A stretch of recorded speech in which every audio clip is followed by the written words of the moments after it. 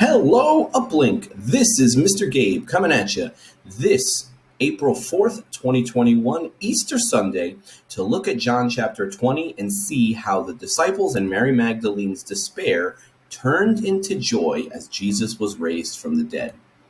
As always, let's think about some open-ended questions to get us really thinking about the lesson and what we're going to learn today.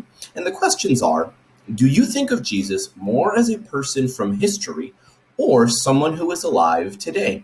How might thinking of Jesus as alive and resurrected affect how you live today? So pause the video, think about that, pray about that, talk about that with your family if you're doing the lesson together with them, and join me when you're ready. Here we go. But Mary, and this is Mary Magdalene, one of Jesus' followers whom Jesus healed, but Mary stood outside the tomb crying. As she cried, she bent over to look into the tomb. She saw two angels dressed in white. They were seated where Jesus' body had been. One of them was where Jesus' head had been laid. The other sat where his feet had been placed. They asked her, "Woman, why are you crying?" "They have taken my Lord away," she said. "I don't know where they have put him." Then she turned around and saw Jesus standing there, but she didn't realize that it was Jesus. He asked her, "Woman, why are you crying? Who are you looking for?" She thought he was the gardener, so she said, "Sir, did you carry him away? Tell me where you put him, then I will go and get him." Jesus said to her, "Mary." She turned toward him, then she cried out in the Aramaic language, "Rabboni." Rabboni means teacher.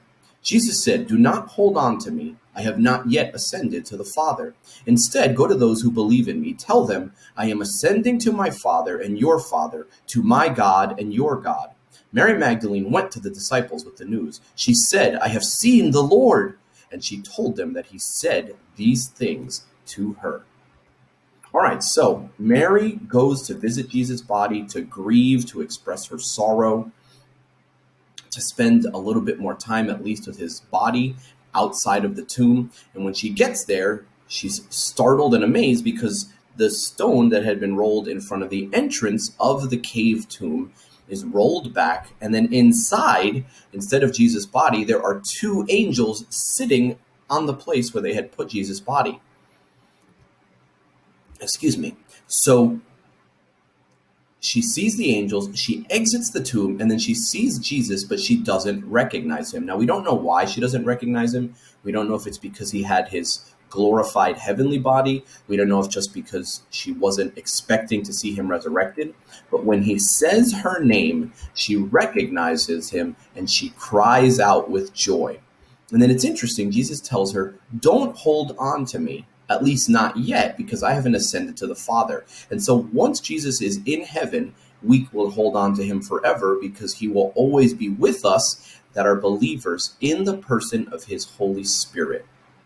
And so she goes and she tells the disciples, and as you find out later, most of them did not believe. But fortunately, just as Jesus was patient with them, he is patient with us. And so if we are having trouble or difficulties, we can have despair turned into joy because Jesus is alive. He is with the Father in heaven. And if we believe in him, he is with us forever. So let's go back to our questions. Do you think of Jesus more as someone that you see and read about in stories? Or do you think of him as someone that is alive today? And if he's alive today and he ascended to the Father and he is at the Father's right hand, praying for us, supporting us, being with us forever in the person of the Holy Spirit, how would this affect our life? All right, as always, don't forget to check out the other resources, the scriptures from today, some more questions to help you think about the passage, and of course, 5 daily quiet time passages so that you can think about this passage more deeply and follow God more closely. I hope you and your family have a wonderful Easter. I hope that you are rejoicing in Jesus' resurrection.